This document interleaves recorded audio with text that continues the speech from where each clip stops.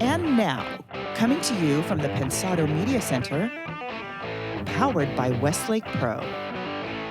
From Milan to Los Angeles, we call our guest the true Italian stallion. Sign-ups for the Pensado Village still rocking. A brand new desk ITL that you can use. You're at the place. Ciao. It's Pensado's place.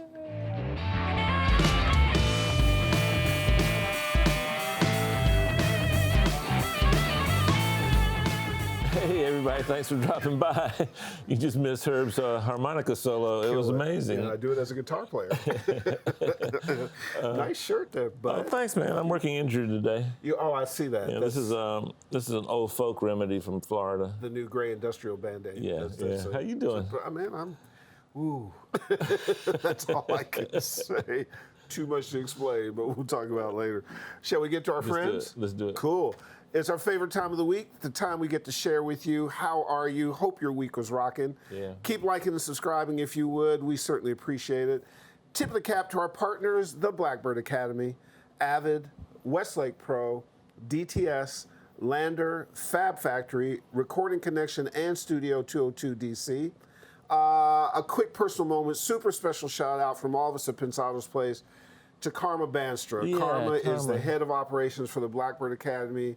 She is busy winging her way to Vegas right now to get married. Her husband is Ron DiCiana. He is a lucky man. He got a lucky dude. And we love the fact that you married somebody who happened to be Italian for our Italian show. That's just wonderful synergy, I know. isn't it? It's cool. Mother Italia wins another one. So congratulations, Karma. We love Karma, you. Good Karma's stuff the best. happening with the Blackbird Academy. We'll share with that with you in the upcoming weeks. Much love. So Pensado Village, as you know, we've been working on getting this fine-tuned. So this subscription portal is going to be a benefit to you. We're about a month away, a month and a little bit of change from the official launch. So we're going to launch in the spring. You got about another month. You have to sign up before March 20th, thereabouts, to receive your first month free. What is Pensado's Village? It's the first official audio subscription service. We're going to build a community of audio enthusiasts who will be the first to receive the hottest bundles of gear at the lowest prices. We'll be hosting monthly exclusive sessions with some of the most iconic friends of Dave who are going to help us, including Dave, including myself, and a whole bunch of others. Exclusive access to events, all kinds of stuff. So we can get you some real value. We can do it at a price that makes sense. So come join us, find out. Sign up now so that we can market to you. It doesn't cost you anything for a second. So please do. It's gonna be good. Don't you think? You know, I mean, I got brutal friends, as you know, and we're getting good reports so far. Everybody's digging it. Yeah, I mean, it's early. We want to get it right, so we want you to join us, and it's going to be a very cool thing. I'm looking forward to hitting 100% full speed. 100% of Pensado's Village. Now, let's meet the healthier Hungarian who's handling this week's hot product. His mama named him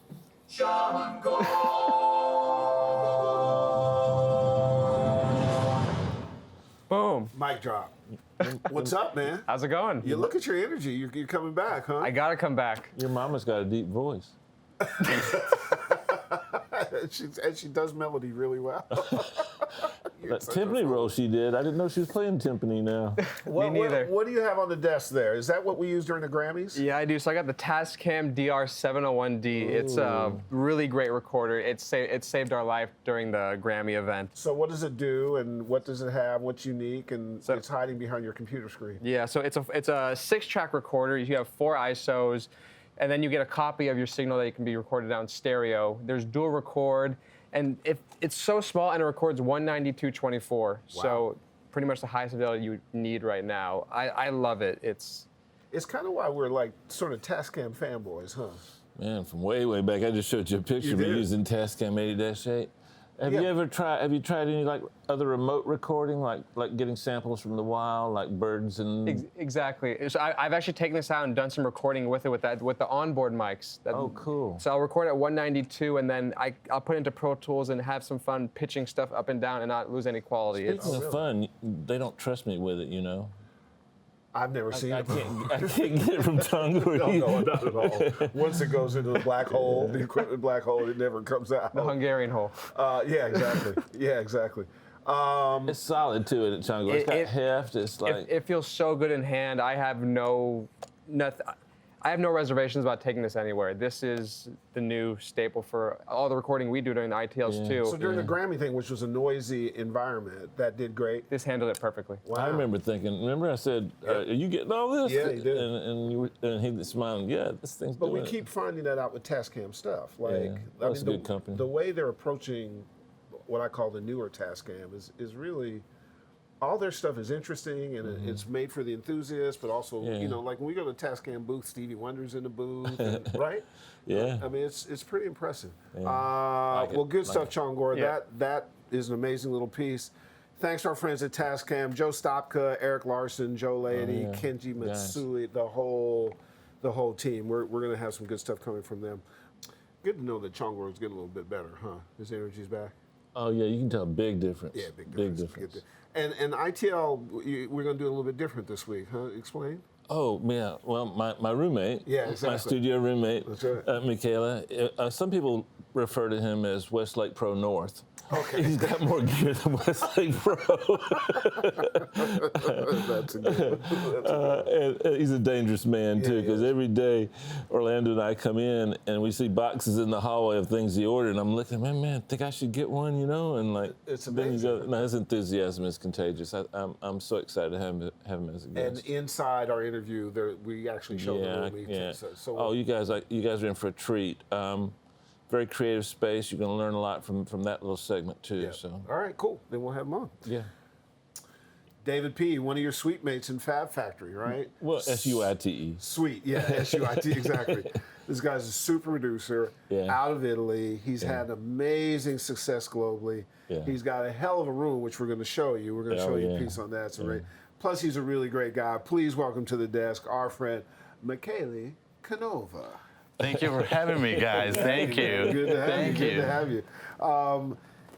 What's fascinating to me about the platform we have is that when you delve into other countries and you find out their music business, both the styles of music and you're just enlightened that Mother's music is so powerful, but it's applied differently. So give us the landscape of the music business in Italy in terms of, like, are there different styles per region? Are there certain things that are more dominant than others? Is it like America? I mean, in the last 5 to 10 years, everything globally, I mean, it's some kind of matching, you know, because with streaming, Spotify, Apple Music and everything, I would say that in the last 10 years, if not matching American music, charts are very similar. Very similar. Obviously, we have like some local artists that are pretty famous and that are pretty popular. So I would say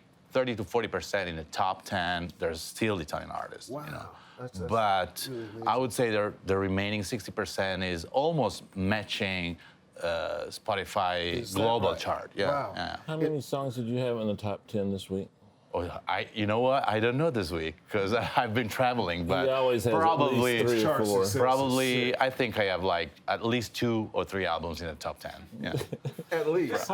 This week. we can check How for long that. has this been going on? Like 10 years? I mean, probably 8 to 10 years. Yes, I was very lucky. I mean, I was very lucky. I that's got not Tell the Ron Fair story. This would be a good point in time to tell the Ron Fair the story. story I told you. Look, so the first big hit I made was around 2001 actually, and it's a big artist for Italy that I still work with right now. He's called Tiziano Ferro. So Say it slow. Tiziano Ferro. Tiziano Ferro. Basically, after we made our first big hit, was called Perdono. this song had just such a huge impact in all the Latin world, South America, almost every part of Europe. Million copies. And sold 1.5 million copies, actually. In America, that's 1.5. Exactly. We got this letter from Ron Fair asking for me to travel to Los Angeles and reproduce the song with a different act. With You'd never met him or anything? Sorry? You'd never met him or anything? I never met him on anything. And so I had this huge opportunity, but the opportunity was linked to the artist allowing me to do it or not. And the artist was really believing in the song. So it was like, he was believing in his version. Yeah, in his version. Yeah. And actually he was totally right, because the version made like 1.5 million, Wow. And it was great. So I didn't meet Ron Fair at the very end. So you still didn't meet Yeah. Isn't that a cool story of Ron reaching out like that? Yeah, well, At that point, it was 2001. He was like a myth. It was like the my God, Sure, for someone that was like loving American music, But that's what I found when I asked you the prior question, that all this music is being created in other places and all this incredible global success is happening, and now it's starting to match. Yeah. And I met you because you're a suite mate at Fab Factory, and Milan and Los Angeles are your bases, right? Is that Yes. And is that because what you do there translates to what you do here, right? You do both? In some way, it's still, Italian music, and I would say South European music, it's still a little bit stuck in the past, not in a derogatory way of it, but there's still like two different, they're still more into like ballads or like, I would say much more articulate songs, like chord-wise, and then instead, what I noticed in my last 4 years in America is that Americans are going more for the edginess, Yes. So like songwriting-wise and chord-wise, minimalism and straight to the point, which is probably something that Italy and Europe is gonna reach at some point, but there's still like differences, I feel like in Europe we search more for hope in the lyrics, or for hope in the chord progressions, if that makes sense. It does make sense. Here it's more of a like the edginess I said We're stressed before. out. Exactly, stressed out, and you need to like get to the point. Yeah. Did you have American influences growing up, or your influences? Always, were they absolutely. globally? Oh, really? Absolutely. Who were some of the folks that influenced I was constantly listening to American music, and I started like buying import CDs like when I was 16, 17, so around the grunge period. Sure. So I was loving all the rock and roll like grunge records before Mudhoney, Nirvana, and then even like some other like more metal influenced records. And after that, it was hip hop for me, Really? So it was like buying all the hip hop records coming from America, or after that, the pop, era where, the perfect songwriting and song producing like of the 90s, and then, it was almost like people able to fabricate, like the perfect song. Every time it was more perfect, Wow.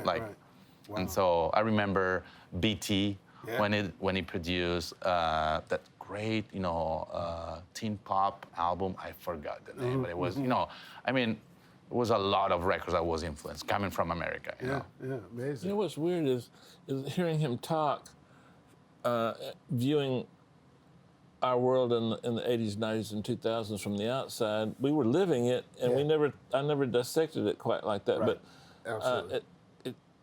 Pop did come along kind of late. I mean, there were pop songs all the way along the way, but not in terms of chart success. That was kind of an 80s thing, wasn't it? Yeah, and I never think thought of it that way. And I think in the advent of FM radio back then, a lot of things became huge. popular, but they weren't all just categorized. It got more categorized later. You'd hear a Steely Dan record up against a a rock record up against an R&B record. That's actually interesting because in Europe it's still like that. So I mean, FM radio is still really big. Yeah. We don't have we have some kind of digital satellite radio, but it's totally not like serious here. So it's not getting any kind of traction, you know.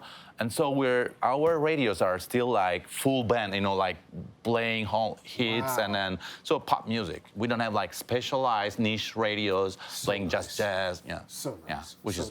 Which is by the way very nice. Yeah, absolutely. And now you do it all: producer, songwriter, engineer. I'm trying. I'm recording. Okay. I'm trying. Okay. You know, I know. I probably that was. I was in need to learn everything because I started producing music in Italy when I was 19, 20, really? and it was around 90, 91, and that was the first big record crisis. I mean, record business crisis in Italy where budgets were going down. I mean, especially for a newcomer, you couldn't have like a full-blown studio. I had to learn how to record. I had to learn how to arrange by myself. So, I mean, that was something that I really needed to learn. It's not that I fledged myself as being. You had to do it. I had to do it. Yeah. And so that, and then I loved it. At some point, I loved it. Right. You know, I loved how to be able to record, to buy my preamplifiers, my compressors and everything, and the craft of it. And internet was still not there because we were talking about 1991. So like piles of magazines, recording magazines or audio books, you know. I mean, I loved it, you know, and the more I got into that, the more I loved it. So do you call yourself one thing more than the other? I mean, I call myself as a producer because I'm wrapping up the whole thing, but I mean, I love it. Do you consciously think about making a record for America, making a record for Italy, or making a record for the world? I mean, totally. Great question. I mean, what do you do different? I mean, to me, you know, it's all about point of views, probably, because but from my point of view, I had to learn how to properly listen to American music in America. It's a totally different experience, you know, like you said before. Give me an example. I mean, you never understand how connected is American music to the landscape, I mean, to the surroundings, up until when you drive with your car in Los Angeles and listen to some hip-hop radio station. Yeah, if you're listening to NWA in Milan, it's different than there's a NWA disconnection. when you're in South There's a Central total LA. disconnection, and you think more. It's like, oh, these guys are fantasizing about something, but they're not fantasizing. They're literally telling the whole story how it is. So driving with my car around Ventura Boulevard or I don't know Wilshire, and then listening to some particular music that I always heard in my life. Now it all makes sense, and so.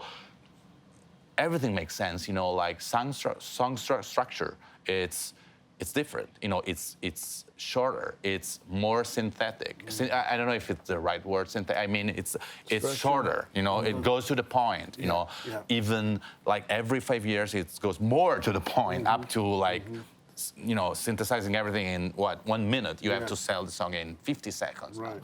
And then the edginess of it, the thing I was referring before. So.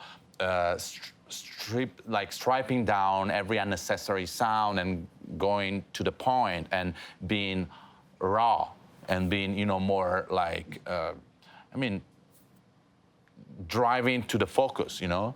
And that's something that I mean, I'm still learning, but in the first 2 years I was here, I thought it was easy. You know, I thought it was, okay, let's bring some European flavor to America. It's totally not the case. I mean, did you find that when you go overseas that you have that experience? Like you'll hear music in another country, it'll mean something different? Yeah, for me it's similar, but they have a history, a lot of history, you know, like going back centuries, tethered to more classical styles of music. So I think we're ahead of them because we didn't have that history. So a big chunk of what we do is rooted in Southern blues, which is an amalgamation of African derived music and then a little bit of European. But there they just got all European. So that soil grows a different product than here.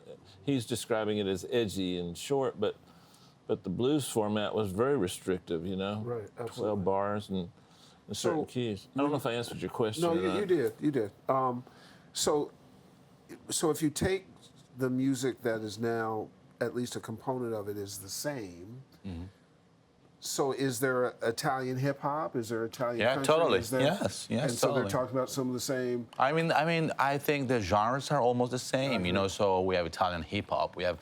We don't call it Italian country, but we call it more like folk music, which is, by the way, the same. And it's interesting that the lyrics are really deep in our folk music, like in country music. I mean, and on average, I mean, you know, so it's 100%. You can compare almost, you know. Do you have, from a technical standpoint, a signature as a producer that you're known for? My signature is more like going into more electronic music and using more synthesizer and modular synthesizer. That's what I always loved, you know, and I mean, I don't know if it's really my signature, but probably, you know, it's been very rhythmic, probably also, you know, so using a lot of drum machines and samplers to create my drum tracks and using a lot of synthesizer to build my melodic parts. I would say that's, then in my own life, I did a lot of acoustic records too, but I mean, I still go back to my electronic synthesizer and modulars. You know. Well, speaking of that, because if you ever walk into his room, you talk about modular and synthesizers, and I walked in his room and said, "This is a circus." Like it's outside of his room. There's it's stuff. inspiring, and it's right across from Dave's room in Fab Factory. There it is. Wow. There part it is. Of it. That's just That's the tenth part of it. Well, why don't we shot a little piece there? Should we show it? Let's do it. Let's show the amazing suite at Fab Factory, home of Dave and Michele and Sean and a whole bunch of folks. Look at this incredible room. So hi guys, this is my new studio in Los Angeles inside the Fab Factory complex, and I really love it. And I want to show you some of the hardware synthesizer and outboard gear that I have in my studio. And I would start with this big, like 60 unit Euro modular synthesizer that I built myself, like buying slowly every single piece of, every single module. So we have like a lot of oscillators, a lot of like LFOs and ADSRs and VCAs, and it's the coolest piece of gear sometimes, for create like particular or specific sounds like kick drums or snares or lead sounds that will never be possible to create into a virtual synthesizer or some kind of pre-made hardware synthesizer. We have a wonderful Macbeth 5U. Basically, Ken Macbeth is a gear manufacturer in Scotland that recreates some of the old 5-unit Moog synthesizers, and that's like a simple design, like 3 oscillators, VCAs, ADSR, and it really sounds big and fat. And then on the right side, I have a custom-made 11-unit boat system made by Don Buchla himself in 2011.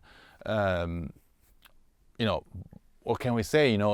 It's crazy because it packs a lot of synthesizer in this small package. I mean, so this is like a 18-unit boat system by Buchla, and I love it because in a small package it packs a lot of features. So we have a sequencer, we have 3 oscillators, we have as he calls like a kinesthetic input port, which is basically a keyboard where you can input your notes or maybe input your CVs, your control voltages or your gates, and then you have a filter, you have a phaser, and you have VCAs here, and it's still quadraphonic like his very first designs in the 60s. So you have like the front stereo image and the back stereo image here. Then I have like a System 15 recreation from Moog. So they came out like last year into reissuing the old 15, 35, and 55 systems.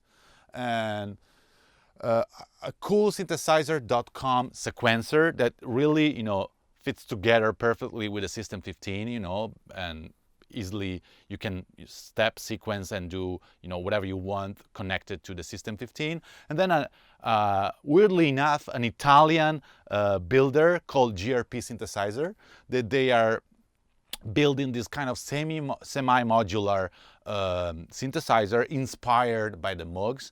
But it's pretty cool because, as you can see, you have a sequencer in the lower part, and you still have 3 oscillators, you still have double filters there. But the cool thing is you don't need to patch anything because it's already pre-normalized on the typical path. So with switching some knobs, you can easily route oscillators into different filters, into different VCAs without patching anything, which is a great commodity for me.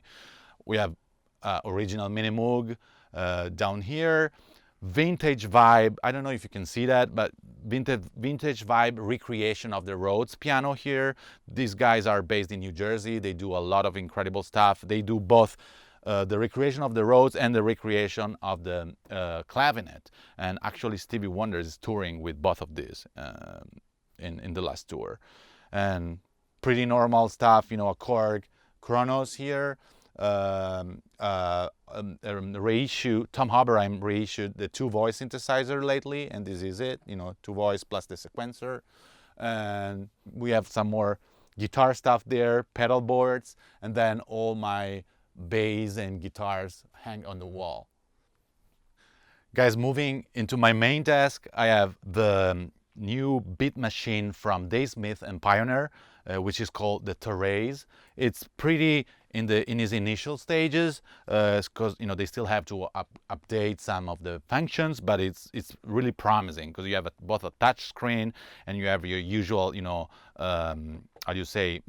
usual pads for programming the rhythm, but you still have the TR sequencer down. So basically, to me, it's best of both worlds. You can have programming, recording live, but in the same time you can input the steps here. So it's pretty cool, and it's connected to the Protools system, so everything is synchronized. Then I have this small Avid dock with my iPad in, so pretty cool way of automating and using a fader, but in the same time using automatic plugins. They're gonna go, all the plugins parameter, they're gonna go automatically in these knobs to automate. Then a machine studio from Native Instruments to one more beat machine here, and then a pretty cool synthesizer. These guys, they're from Belgium, and they are proud to be digital, they say. So it's a digital synthesizer, reminding in some way like the Virus synthesizer from Access Music, but it's made in 2016. So it's pretty cool. It's pretty rad, raw sound, digital, a lot of waveforms to select from, and powerful filters.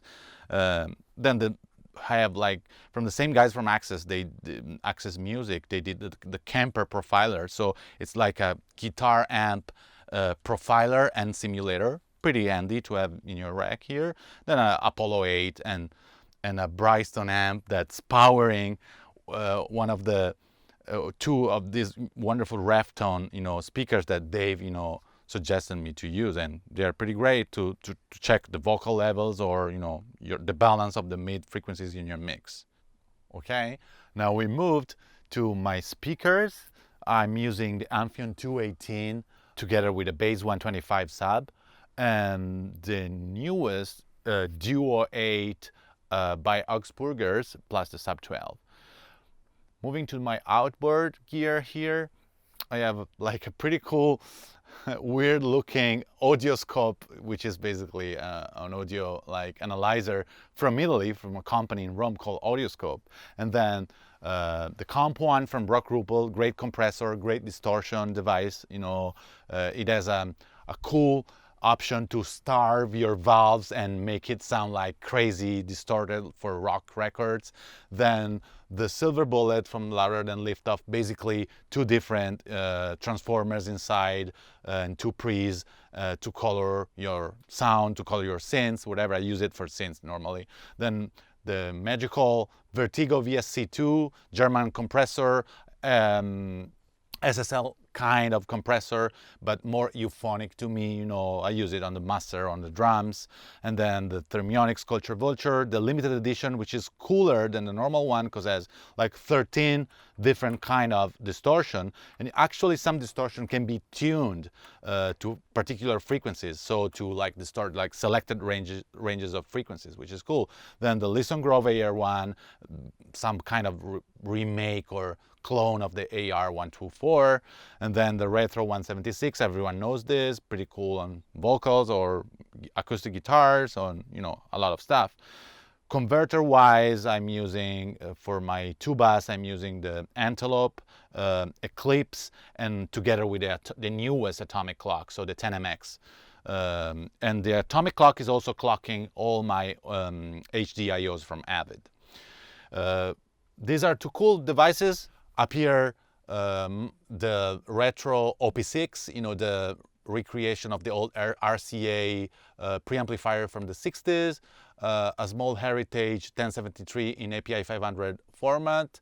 Manley McMade, pretty cool. I have a vocal booth on the other side of the room where I connected like 4 different microphones, and then I have my 4 bass pre here, and I basically can patch bay all the, you know, and I can do all the combination, you know, between all my microphone and all my pre's and save the presets. And I can also assign a different output level from the microphone to the pre, so to be able to compare more, you know, like equally all the different combinations. An API 500 with a lot of stuff, you know, some stuff from Germany, the Roger Schulz passive equalizers, Shadow Hills, you know, the Sunset Sound, recreation of the Tutti, you know, preamplifier.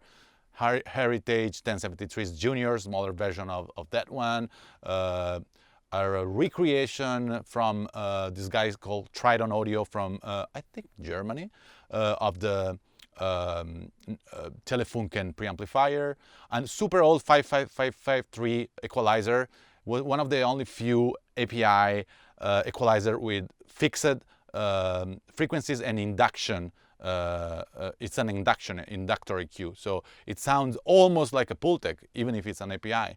And then the newest Mercury 7 reverb from Maris, which is pretty cool. I'm basically using these 3 hooked up together like a channel strip. So sometimes I plug in like an acoustic guitar or an electric guitar, and I use this as a pre, this as an equalizer, this as a reverb, like, or a synth sometimes, you know, for the synth.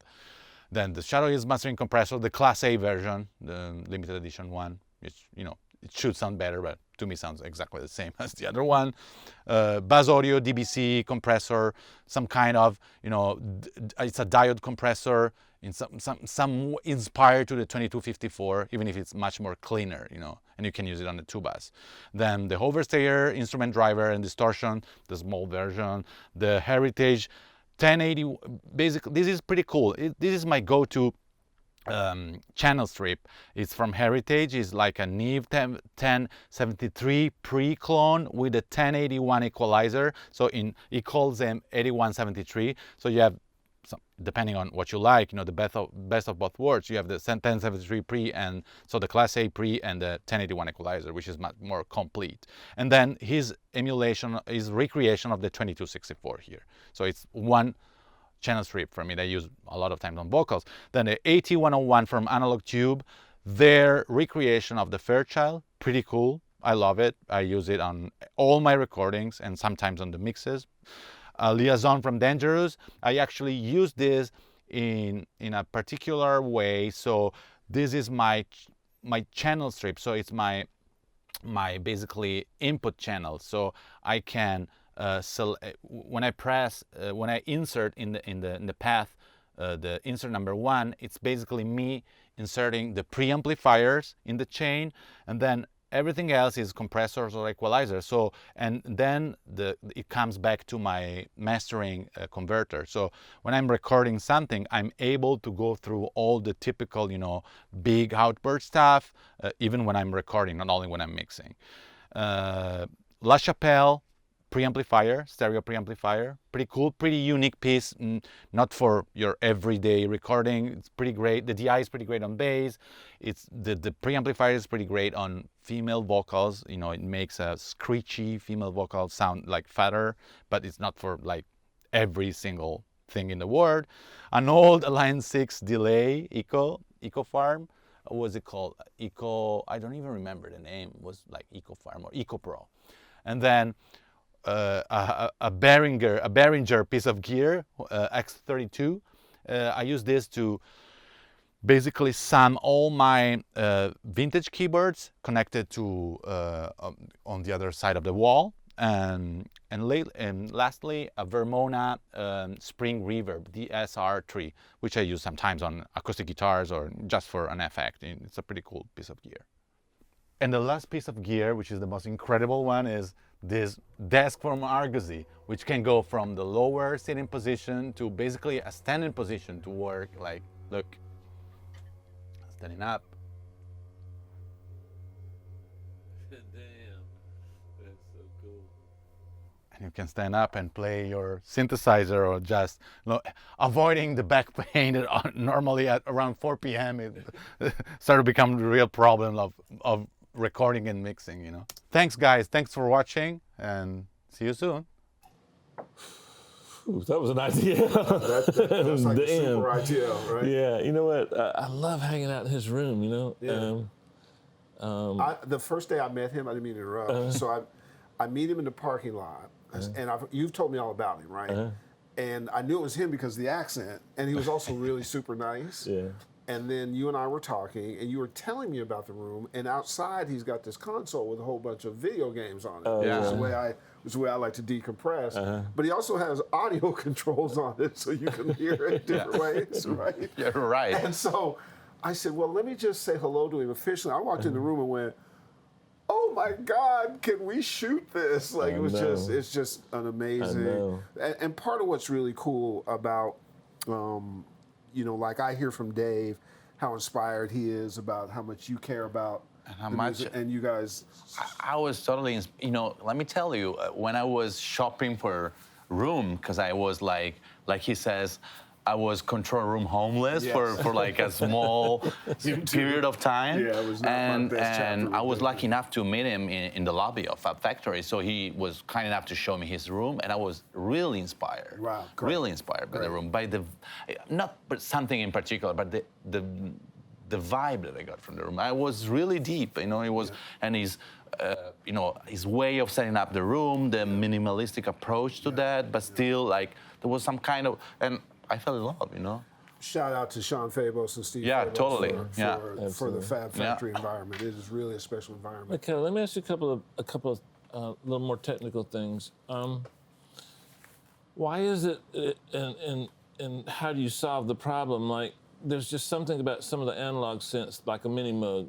We, in my opinion, we really haven't got a virtual Mini Moog that I can't say that word, Mini Moog or Moog, whatever. We still haven't gotten a virtual one that competes yet. Why do you think that is? I mean, I still think that we don't have it, but we're really, really close. I mean, Native Instruments, you know, it's Monarch is very, very close.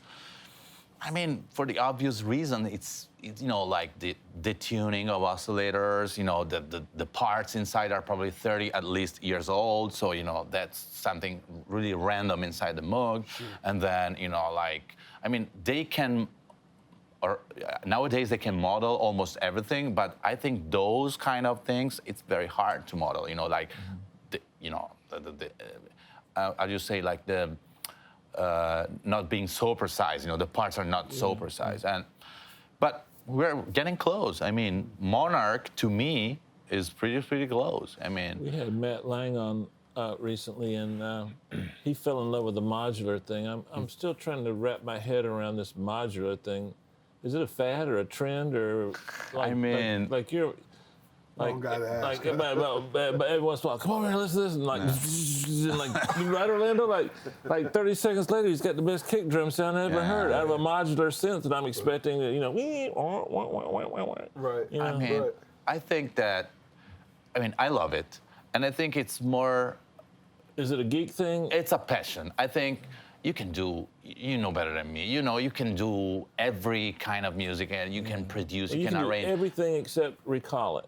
Exactly. I mean, once that's partly a great thing about modular synthesizers. Actually, once you plug out all the wires, you lose your sound. You lose. There's no presets. There's no saving. There's no anything. So I mean, you really have to commit when you're patching, when you're creating your own sound, and that's partly, I mean, a great thing about modular synthesizer. But I mean, don't mean to cut you off. Is it the process you're falling in love with? The fact that you look like a scientist from Bell Labs, like with all these cables?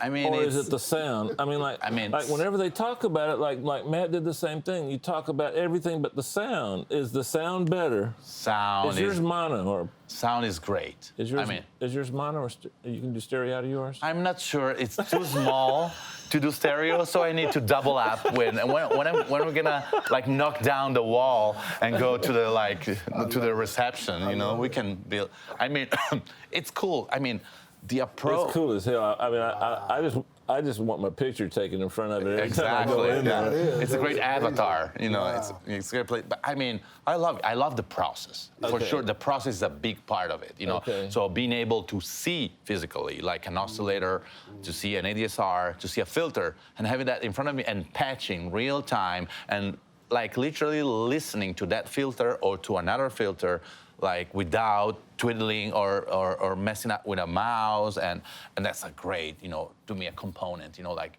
it's like when you have a great synthesizer and you have a great UI, user interface in front of you, and you just, you know, have every single part, every single oscillator is in front of you. That's, to me, it's great, you know.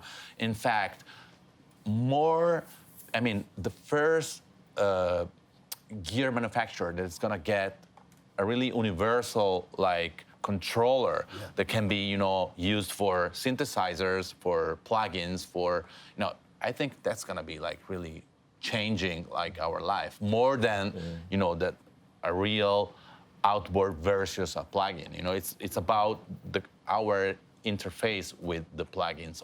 So I mean, I love this. I love being able to touch physically every single knob. You know, and how often do you walk into your room, crank up the big beast, and a sound inspires a song? I would say whenever I'm I'm courageous enough to start the biz, because I know that when I start the biz, it could take me like 8 hours to just do a kick drum. I mean, it's every time. Every time. I would say every time. Every time. Every time. Wow. Because think about it. You know, I mean, even if you know perfectly every single module, you will always do some kind of mistake. Yeah. You know, because it's, you know, the fonts are very small. Yeah. You can really find, is this the input? Is this the LFO? Right. So you just patch something wrong, something weird happens, you know, and then you start from that mistake to build something. And it's great, you know. Wow. It's sort of this random quark kind of thing. I mean, it could be random, or you can start with a great patch and then, you know, do some mistake. It's Michele. Give me a second to talk to her. Okay. It feels to me, We'll be right back. It feels to me like it's the process that's more important than the instrument. It feels to me like these guys are like, just like I want to be seen next to it. I think they're showing off a little bit, well, I think they spend so much they raise their rate because of it. But in reality, a plug-in mic could do the most of what it does. Maybe I don't know. I think we might need to call that the Italian Stallion instead of, because you're calling it the Beast. I think we have to give it. Let's call that al dente. Al dente. Plus, 90% of this is not even wired. You know, it's just lights. You know, just looks good. Which is half the trick. Just a small trick. Small secret. Don't tell anybody where you heard this. You know what, though, Herb? There is something to be said for your equipment and something new, something fresh, like a piece of equipment or gear that you know when you wake up in the morning and you just, I can't wait to go use this, can't wait to go use that. There is something valid in that. No, and I think there's, to both you guys' point, I've noticed the energy of just how the studio feels for you, like your own rooms, your own signature stuff in your rooms, and how you share sort of back and forth and get inspired. Like he's inspirational. He's really been inspirational. You are an inspiration, really. Yeah. Okay, it's too much love up here. Exactly. Let's get back to You're inspirational too. Oh no, please! I feel left out. I feel like a reverse Oreo. John Gore, let's see if you got some questions over for our I gotta guy. follow that. You can. That's right. This first was from Giozillo. How do you get From this? who? Say that again. Giozillo. Gios is I can't even pronounce it. So you just threw something out and just Gios is Giacizzlo. okay. Him. I can pronounce it. G. Let's call him G. How do you get the sound of the drums and electric guitar in Serenare by Tiziano Ferro? Wow, it's like 15 years ago. I mean, so drums, for sure, it was an MPC 2000 XL. Because I was using that at that time and I was loving it. And I still remember I was chopping a lot of like samples and making like, drums out of like different sounds from sample CDs. So, I mean, for sure, it's all MPC 2000 XL. Guitars, it's just, I mean, I was so naive into like recording guitars was the very beginning. So I still remember I had a pod, Line 6 pod, and I would say it's 100% a Line 6 pod. Like really? it's not nothing else. Yeah. Was it a pro or a regular? The small one, the beam red one? Yeah, the red one. Yeah. Those sound good. I'll be darned. Let me hold on. Go ahead. Our audience is just the best. I Yeah. mean, that's the Wow, question yeah. of the day. Telling you, I mean, you're just in the show now. Man. That's really cool. You guys are amazing. Oh, that's why we love you. Chongor, give us another one. This second one, I'll pronounce this one. Okay. Ricardo Fred. From Ricardo Sire. How do you program your drums, and do you have a certain drum bus chain that you use more often than not? I mean, nowadays, it's weird. I went through a lot of different phases. So between MPC 2000s and then SP 1200 and then the machine and everything. Nowadays, I just drop my samples in the timeline of Pro Tools, and I just like move them around up until they sound good, the groove is good, and everything. And what was the second part of the question? Do you have a drum bus chain that you use? I changed my drum bus chain like every 1 or 2 years. Now it's more about saturation than compression. The only compression I typically use a little bit is my Vertigo VSC2, and both the hardware version and the plugin, but it's more about distortion. So it's more about VSC3 by Plugin Alliance to distort some certain frequencies, or Fab Filter, Saturn to focus on some particular frequencies. You using the arouser much now? And I'm using a lot of arouser, but on the single instruments, never on the bass. It's not a sex toy. It's I was going to ask for some. Because we talk I was like, wait, Arouser. I need some because, Dave I'm Durr, older. Dave Durr, who's a genius, and the Distressor. You know the Distressor. Everybody sure. talks about it. It's a plug-in version Yeah. of that. Oh, really? He and I recently got Yeah. it, and Oh, we're really And we love happy it, with yeah. I'm putting it on everything: cereal, exactly, everything, drums, yeah, yeah. vocals. I need it, not Yeah. for mixing. But that's another story. All right, It's so a we have battery this. drain, though. We have this fun stuff called Batter's Box. Dave, as a pitcher in the game of baseball, generally does really well, but international folks usually just kick his ass. So I want you to just follow that long line of being a stud. Now, homie, No, I'm not gonna say that. I was about to cross an Yeah. HR line. No, let's say not. baseball in Italian. baseball. Baseball. I was gonna say. That's what I was gonna say. Baseball. no, you just crossed. I'm trying to throw him off. I'm trying to get a psychological advantage here. All right, well, you have to because he's got the Italian sound with him. All right, let's get Batter's Box ready and tee it up and go. Bass. LA2A. Ooh, He's good, Herb. Bat I know speed. he's good. Bat Strings. Chandler Equalizer. Okay, we all know that 110 voltage sounds better than 220 voltage. Especially on guitars. 220 or 110? 110. I made that up. Reverb. Bricasti. Ooh, it's good, Herb. nice. It's been in my room. Yep. 808s. And Heartbreaks. Drums. I would say TR8 now, which is the new era for 808. You know, it's I'm very focused on that You drum showed it to machine. me. It is amazing. Yeah. Piano. Keyscape. Should I quit or just you want No, to keep going? keep going. Okay. This is just, This is getting. I'll hold you. The last piece of gear that you purchased. Matrix Brute by Arturia. Damn. Ooh, She's I need good. some Herb. water. Opera. Sorry, what? Opera. Oh, I would say Tosca. No, wrong answer. It's Aida. Oh, well, I like Tosca more. Uh-oh, opera fight. Mother's name. Exactly. Virtual synth. Favorite. Too many. Latest favorite, VPS Avenger. Really great. Is that it? Okay, if your little show-off studio caught fire, what one piece of equipment would you rescue? Great. Analog Tube AT101 compressor. Damn. I swear, I did not let me coach try him. one. Let me try one. I did not coach him. Let me just throw an extra one because Okay. I mean, you got ready. Dave Pensado. Great inspiration. Oh. Really. I mean, I tried. That's all I had. great everyday inspiration. Damn. Hey man, I tried to throw. I'm not that good at it, so.